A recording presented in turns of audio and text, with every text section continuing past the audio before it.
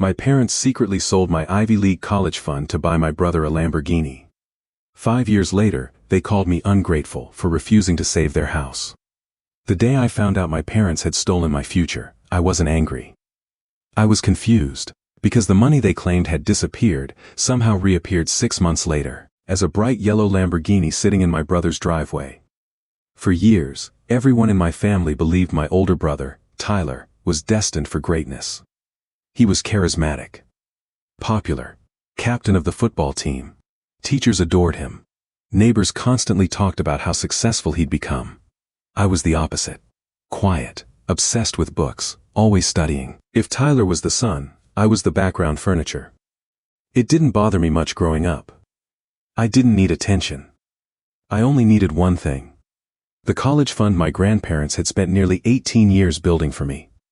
Every birthday, Grandma deposited money. Every Christmas, Grandpa added more. Instead of buying expensive toys, they invested in my education. They always said knowledge was the only thing nobody could steal. I believed them. By senior year of high school, the account contained just over $230,000. Enough to attend almost any university without debt. My grandparents passed away within 8 months of each other before seeing me graduate. Losing them hurt more than I can describe. But I carried one comforting thought. I would honor everything they'd sacrificed by getting the education they'd dreamed of giving me. Then acceptance letters arrived. Harvard, Princeton, Columbia, Cornell. I couldn't stop smiling. My guidance counselor cried when I told her. She'd spent years helping me prepare. Everything finally felt worth it. That excitement lasted exactly 4 days. One evening, my parents asked me to sit down in the living room. Dad looked uncomfortable. Mom couldn't meet my eyes. They explained there had been unexpected financial problems. The investment account holding my college fund had supposedly collapsed after several bad decisions made by their financial advisor. Nearly all the money was gone, just like that. $200,000, gone. Dad apologized. Mom cried. Both insisted nobody could have predicted it. I remember asking whether we could sue the advisor. Dad immediately said there wasn't enough evidence. Mom changed the subject. Something felt strange. Not wrong exactly, just rehearsed. Every answer came too quickly. Every explanation sounded memorized. Still, they were my parents. Why would they lie? I declined every Ivy League offer. Instead, I accepted a scholarship at a nearby state university. Not because it was my dream, because it was what I could afford. Everyone told me life would work out anyway. Maybe they were right. But every time I walked across campus, I wondered what my life might have looked like somewhere else. Meanwhile, Tyler struggled. He dropped out of community college after 1 semester. Quit 3 different jobs, started 5 different businesses. None lasted longer than a few months. My parents always blamed bad luck. Then, about 6 months after my college fund supposedly vanished, Tyler invited the entire family over for a barbecue. As I pulled into his driveway, something immediately caught my attention. A brand new yellow Lamborghini. Still wearing temporary dealer plates. Everyone gathered around admiring it. Dad proudly explained Tyler had finally invested in himself. Mom called it a reward for chasing his dreams. I stared at the car. Something inside me felt cold. The price looked familiar. That exact model started around $200,000. Almost exactly what my college fund had contained. I tried convincing myself it was coincidence. Maybe Tyler had investors. Maybe he'd inherited money from someone. Maybe. Then I accidentally overheard something. While everyone else ate outside, I walked back into the house for another drink. And Dad didn't realize I was nearby. He quietly told Mom they should never mention where the Lamborghini money actually came from. And Mom answered that I'd never find out because I'd already accepted the scholarship. Neither of them noticed me standing just around the corner. Ni didn't confront them. Ni simply stood there. Holding an unopened bottle of water so tightly my hand started shaking. In that moment, everything suddenly made sense. The missing investment statements. The vague explanations. The rehearsed conversations. There had never been a bad financial advisor. There had never been a failed investment. My parents hadn't lost my college fund. They had chosen to give it to my brother. And they expected me to spend the rest of my life believing it had simply disappeared. Ni drove home without saying goodbye. Not Because I wanted to make a scene.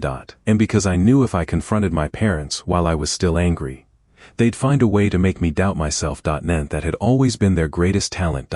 Meant they never denied uncomfortable truths immediately. Meant they buried them under excuses until I felt guilty for asking questions. Meant this time, I refused to play that game. Meant the next morning, I called the investment company that had supposedly managed my college fund. And expected them to tell me they couldn't discuss the account. Instead, the representative said something unexpected. There was no record of any investment account under the advisor's name. My father had mentioned. And he thought perhaps I had misunderstood. And so I gave her the advisor's full name. And she apologized again. No employee by that name had ever worked there. And he thanked her and hung up. And then I sat in complete silence. And Dad hadn't exaggerated. He hadn't misunderstood. He had invented an entire financial advisor. And that single phone call turned my suspicion into certainty. And he needed proof. And real proof.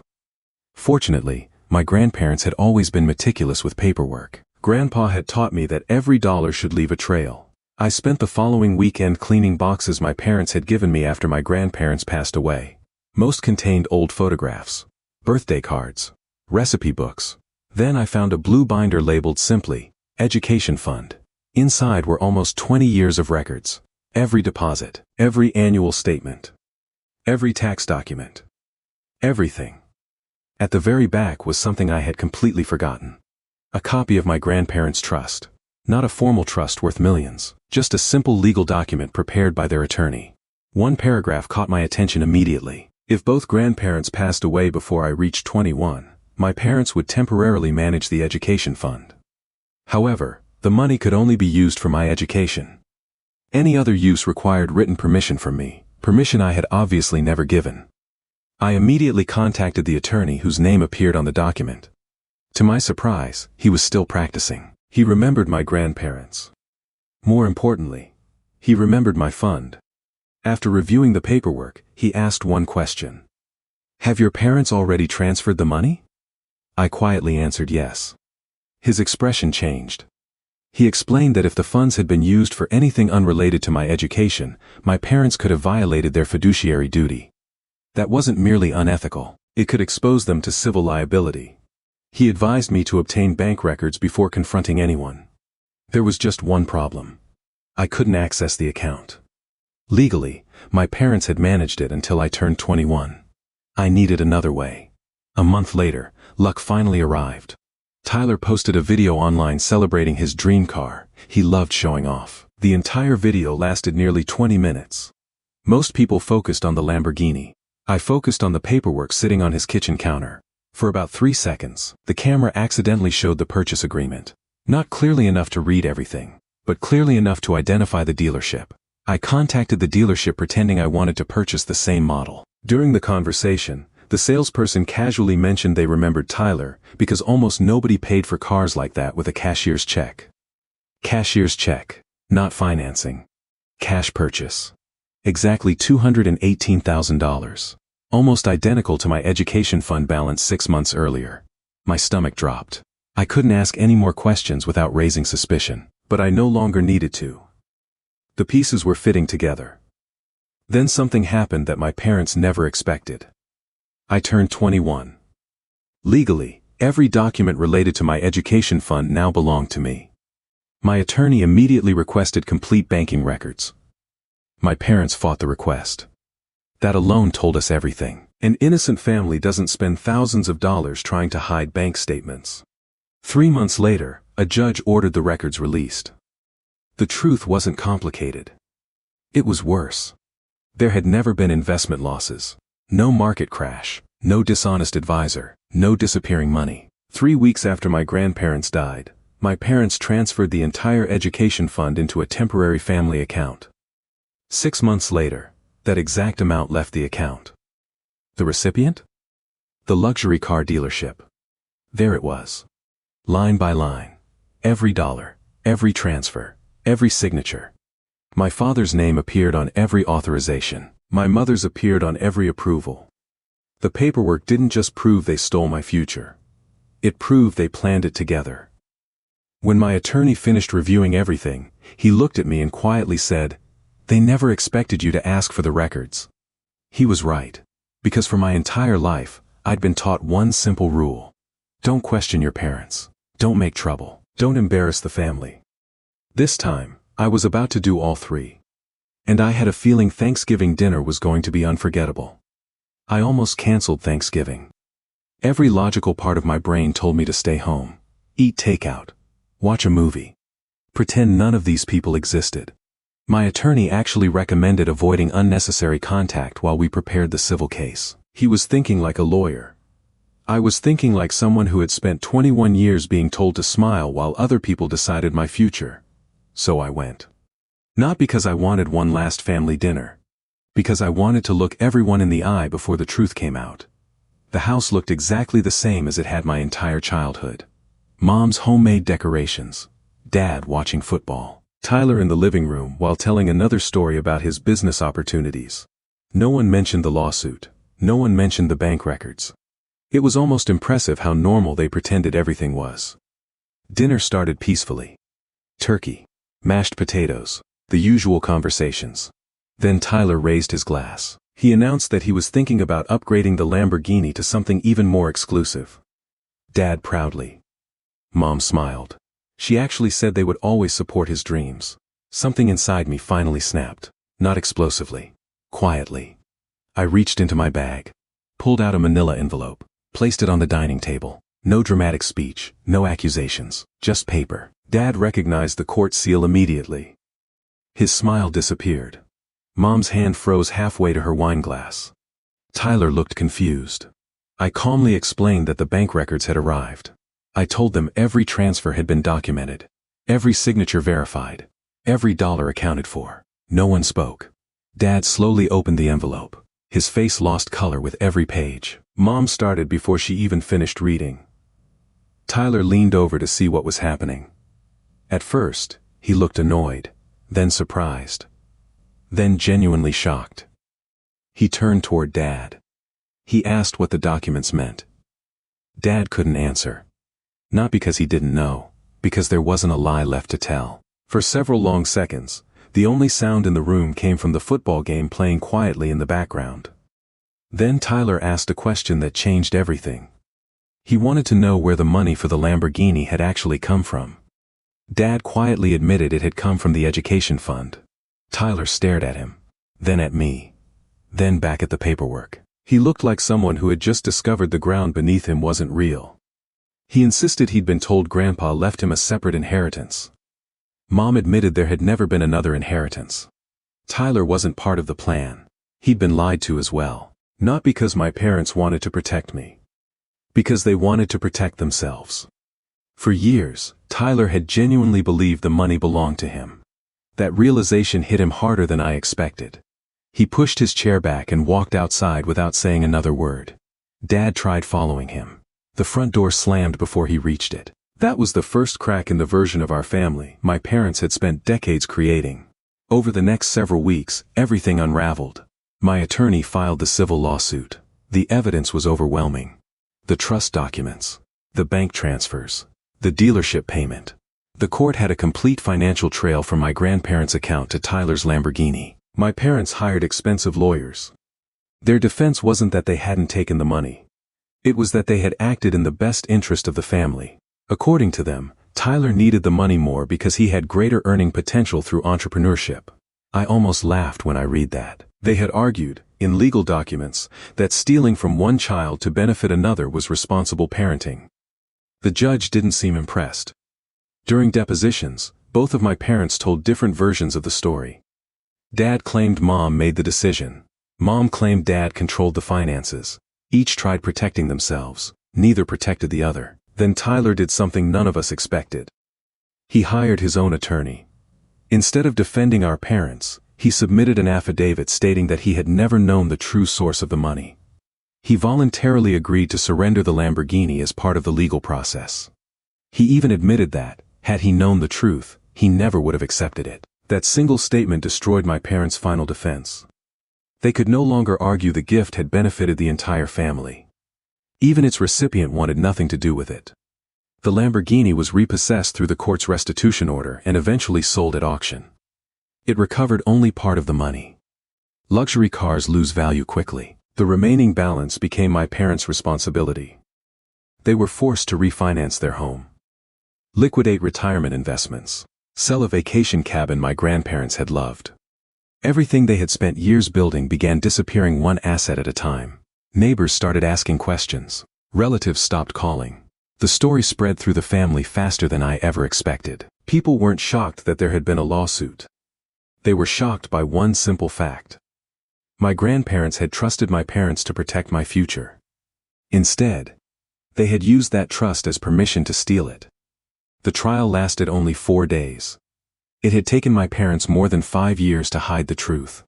It took the court less than a week to unravel it. The judge spent nearly an hour reviewing the trust documents my grandparents had signed. He read every clause carefully. Then he looked directly at my parents and asked a simple question. Did either of you receive written permission from your daughter before using these funds? Neither answered immediately. Silence filled the courtroom. Finally, Dad admitted they had not. The judge nodded and made a note. That single answer erased almost every defense they had tried to build. Their attorneys shifted strategy. Instead of denying what happened, they argued that my parents had always intended to repay the money. Unfortunately for them, intentions don't erase financial records. No repayment plan had ever existed. No savings account had been created. No monthly deposits had been made. In fact, after buying Tyler's Lamborghini, my parents had continued telling everyone the college fund had been lost in a failed investment. The judge called that explanation deliberately misleading. Then came the witness I never expected. My high school guidance counselor. She testified that she had personally met with my parents after my Ivy League acceptance letters arrived. She remembered encouraging them to help me accept the offer. According to her notes from that meeting, Dad had said the college fund had already been handled. At the time, she assumed he meant tuition had been secured. Looking back, she realized he had been referring to something entirely different. Her testimony established something important. My parents had already transferred the money before I rejected my dream schools. They had watched me give up those opportunities, while knowing the truth. That detail seemed to affect the judge more than anything else. When the verdict was finally announced, the court ordered my parents to repay every remaining dollar they owed, plus interest. The total exceeded $300,000. The courtroom became completely silent. Mom began crying almost immediately. Dad simply stared ahead without moving. Neither looked at me. Outside the courthouse, reporters waited. Apparently, a local news station had learned about the case because of the unusual trust dispute. Microphones appeared the moment we stepped outside. I ignored every question, so did Tyler. My parents didn't. Dad attempted to explain that families make mistakes. He insisted money shouldn't destroy relationships. Unfortunately for him, the interview ended with a reporter asking whether taking one child's education fund to buy another child a sports car qualified as a simple mistake. That clip spread online faster than anyone expected. Within days, millions of people had watched it. Strangers argued about our family across social media. Some blamed my parents. Others criticized me for taking legal action. I stopped reading the comments after the first day. People online only saw headlines. I had lived the story. Several months later, I finally received the first restitution payment. It wasn't much. The court had ordered monthly payments based on my parents' income. At that rate, it would take years to repay everything. Oddly enough, I didn't care anymore. The lawsuit had never been about becoming rich. It was about hearing one official sentence. The money was always yours. No one could ever take that away again. Around that time, Tyler called me for the first time in almost a year. He apologized. Not because he had stolen the money, because he admitted he had enjoyed the benefits without ever asking where they came from. He told me he had sold nearly everything he owned voluntarily after the trial, not because the court required it, because he no longer wanted to build a life on something that had cost me mine. Slowly, we began rebuilding a relationship, not as the golden child and the forgotten sibling, just as two adults who had finally realized we'd both been manipulated in different ways. Our parents weren't as fortunate. They separated less than a year after the lawsuit ended. Each blamed the other for what had happened. Friends drifted away. Extended relatives kept their distance. The family gatherings that had once filled entire houses slowly disappeared. One decision had shattered decades of trust. About 5 years after everything ended, I received another phone call. It was Dad. His voice sounded much older than I remembered. He explained that the house was going into foreclosure. Medical bills, legal fees, and restitution had drained nearly everything they owned. Then he asked the question I never imagined hearing. He wanted me to help save the house. He said family should help family. I closed my eyes for a moment. Then I quietly reminded him of something. 5 years earlier, I had needed my family to protect my future. Instead, they had sold it. Told him I genuinely hoped he found a solution. But I wouldn't become that solution. He didn't argue. He simply whispered that he understood. That was the last conversation we ever had. Today, I teach finance at a university. Every semester, I tell my students that numbers reveal character. Budgets reveal priorities. Bank statements reveal choices. People can lie. Spreadsheets usually don't. Sometimes students ask why I care so much about ethics. I smile and tell them I learned very young that the most expensive theft isn't always money. Sometimes it's an opportunity. Sometimes it's trust. Sometimes it's the version of your future that someone else decides you don't deserve. My grandparents once told me that education was the one thing nobody could steal. They were almost right. People can steal the opportunity. They can steal the money meant to pay for it. They can even delay your dreams. But they cannot steal what you become after deciding to keep moving forward anyway. In the end, I didn't graduate from an Ivy League university. Graduated from something much harder. Family that taught me exactly who I never wanted to become. About a year after my father's phone call, I received one final piece of news that closed the chapter for good. The county had officially sold my parents' house at auction. The same house where I grew up. The same dining room where my grandparents used to hand me birthday cards with $20 bills and remind me to keep studying. The same living room where my parents sat me down and calmly lied about my college fund disappearing. A realtor accidentally listed photos of the property online before the sale. He clicked through them one evening. Everything looked smaller than I remembered. My old bedroom had been repainted, and the backyard swing my grandfather built was gone. The kitchen table, where our family had eaten thousands of dinners, had already been removed. It looked like any other empty house.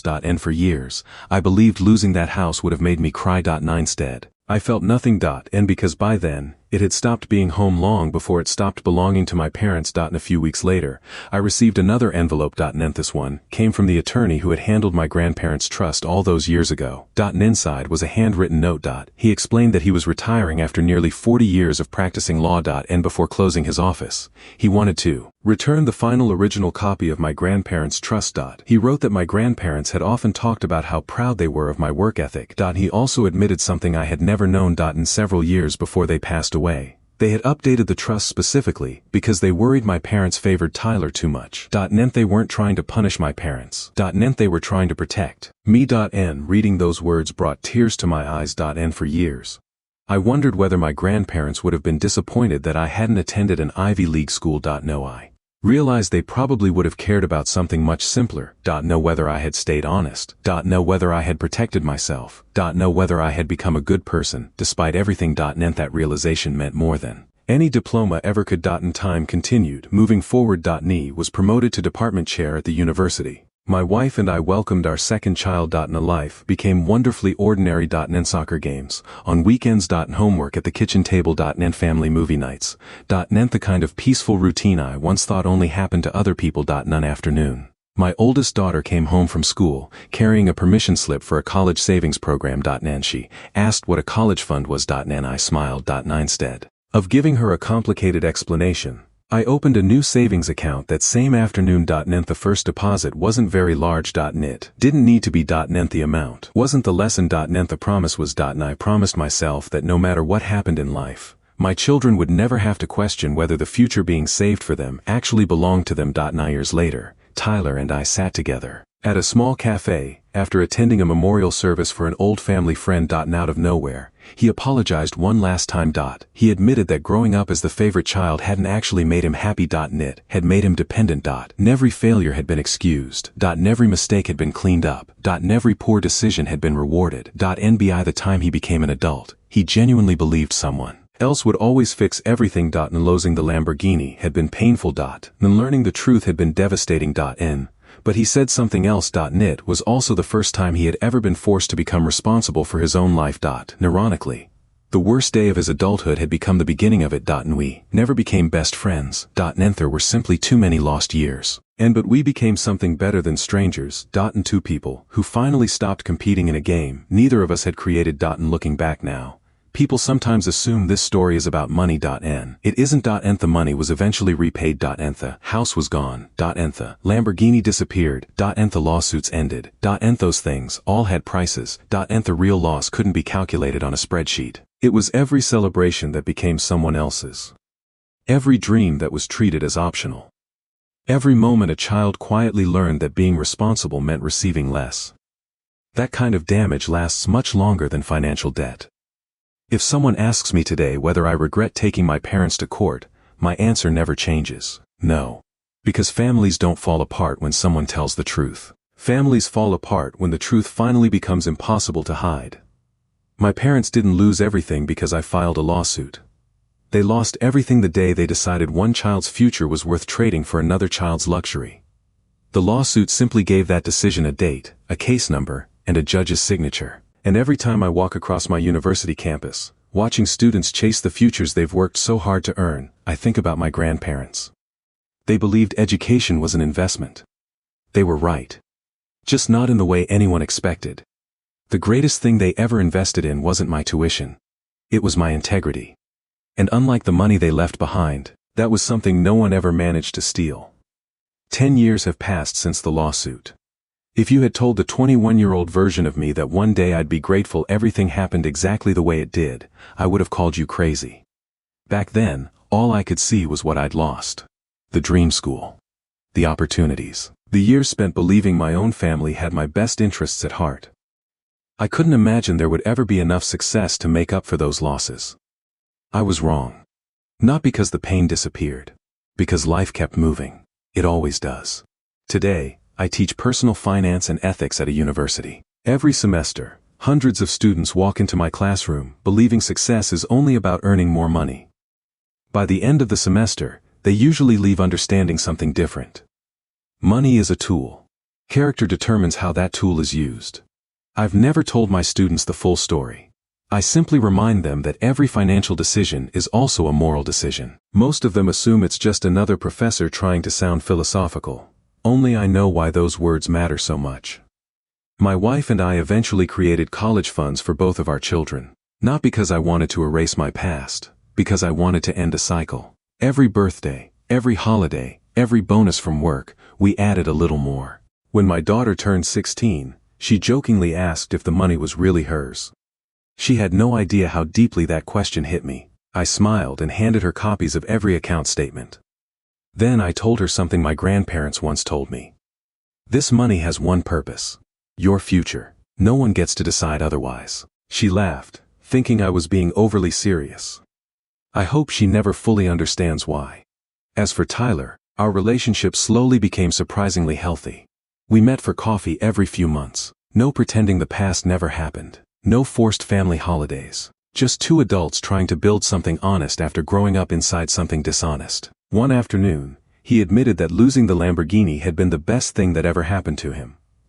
It forced him to stop expecting life to reward him for simply existing. He started a small home renovation business. Nothing glamorous. No sports cars. No flashy social media posts. Just hard work. For the first time in his life, everything he owned had been earned. He seemed happier than I'd ever seen him. Our parents never recovered financially. The restitution payments continued for years. They rented a small apartment after losing the house. Mom eventually wrote me several letters. Some apologized. Some explained. Some tried to justify what they'd done. I read every one. I answered none. Not because I hated them, because there was nothing left to discuss.